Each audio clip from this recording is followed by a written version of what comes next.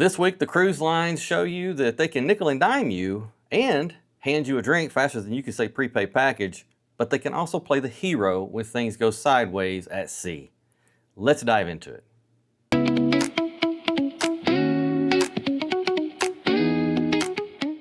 Welcome to the Cruise Brief. I'm David with Travel by David. Here, we're going to keep you updated on what's going on in the cruise world so you don't have to pay attention to everything. This is the show you come to get updated on what's going on in the cruise world. Sometimes it matters, sometimes it doesn't. But we're going to keep it real, we're going to keep it funny, and we're going to keep an eye on our wallets.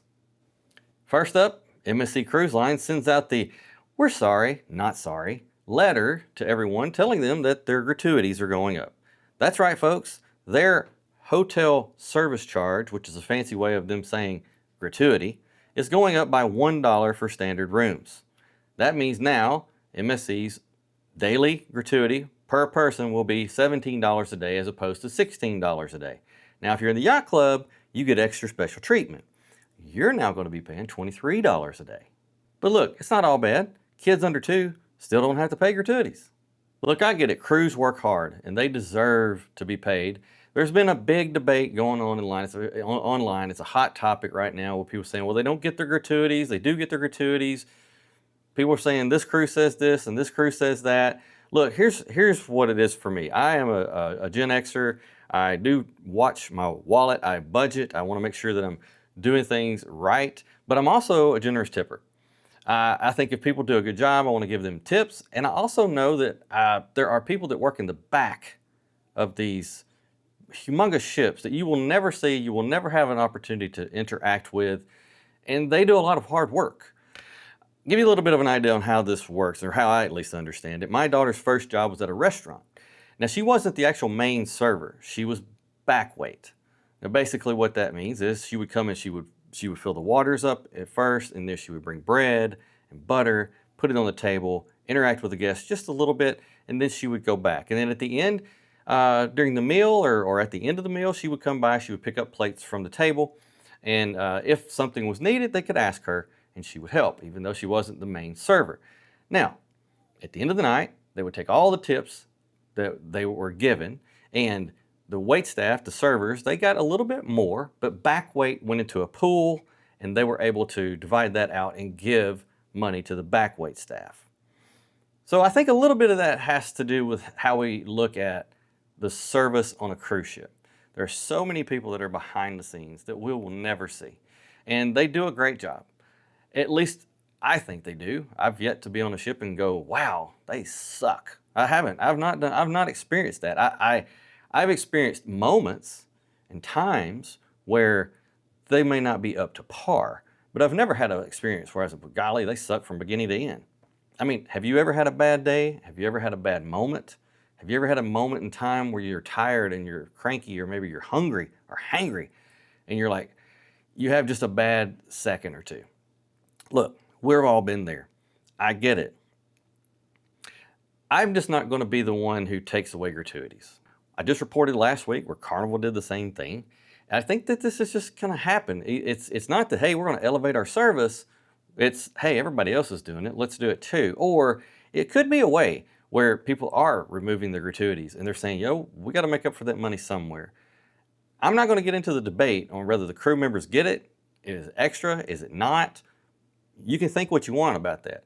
I'm just telling you that it's affecting us all because now they're starting to increase this. I can either look at it that way, or I can look at it as, is this corporate greed? I don't know. What do you think? Let me know in the comments.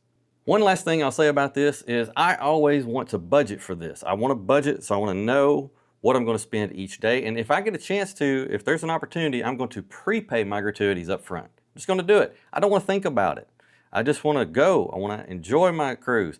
And hey, it could happen to where if it does get bumped, right, and you've already prepaid, then you're going to be covered. You would be set. They wouldn't ask you to do this again.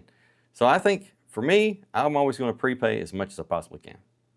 Now, speaking of things that could ruin your buzz, a California woman just was awarded $300,000 from Carnival Cruise Lines for them serving her 14 shots of tequila in an 8-hour span. Let's talk about that.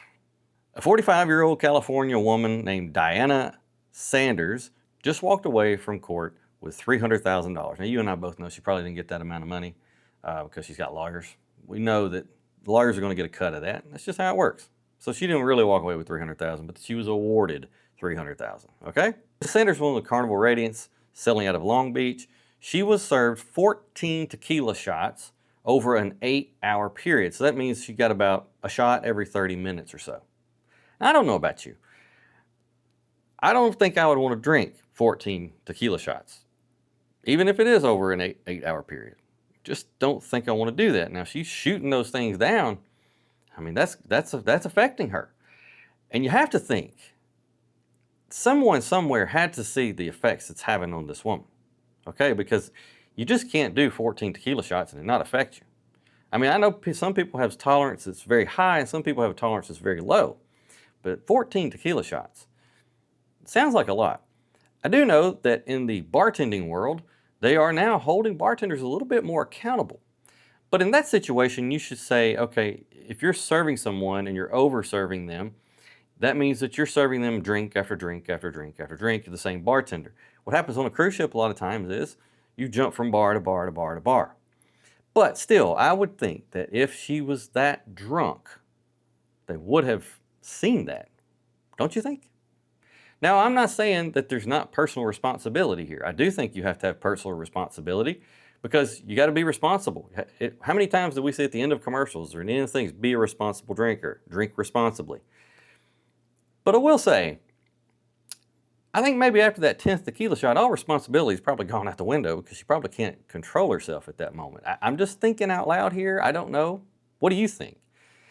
Now, the jury came back and said that Carnival was 60% to blame and she was 40% to blame. Now, Carnival's saying that they are going to appeal this because she could not name a specific bartender who overserved her. That's a fair point, but still, I would think if she came to the counters, give me another one. Another what, ma'am? Give me a shot of tequila. I think that may have been, I mean, I don't know. If it would have been 14 tequila shots for me, that would have been, I would be talking that way. You know, it's just one of those things that if you get the drink package and you get 15 alcoholic drinks a day, she was still under that limit, by the way, on tequila shots anyway. But if you get 15 drinks a day, that isn't a challenge, folks. That doesn't mean, by gosh, I got to do it. Some people take it that way. I'm going to get my money's worth out of this. And I will say there are calculators out there that will tell you how many drinks you've got to drink to make sure you get what's worth it on what cruise line. I think it's just really drink responsibly, but don't overdo it. Now, she fell down. She had some injuries, and she was stumbling drunk, if you will, and had a tumble, had a fall, and she was injured. And that's the one reason she was going to court anyway. She really wanted Carnival to pay for her medical bills. I think the jury just saw it fit, or the judge and the jury saw it fit, that she needed more. Now, I guess the moral of this story for old Uncle David is, look, pace yourself. Pace yourself, pace yourself. Drink some water, okay? Lay off for a little while. Take an hour or two break. You got all day on those sea days. You got all day on those sea days. Don't overdo it. Stay within your own boundaries. Don't lose control of yourself, okay? Bartenders out there, pay attention to your clientele. They're going to need your help. From courtroom drama to open waters heroics, the Carnival legend just rescued a stranded sailor who had been adrift for 4 days. And not only did they help the sailor out, they got a little something in there with some whiskers as well. This is the feel-good closing story I think we all needed.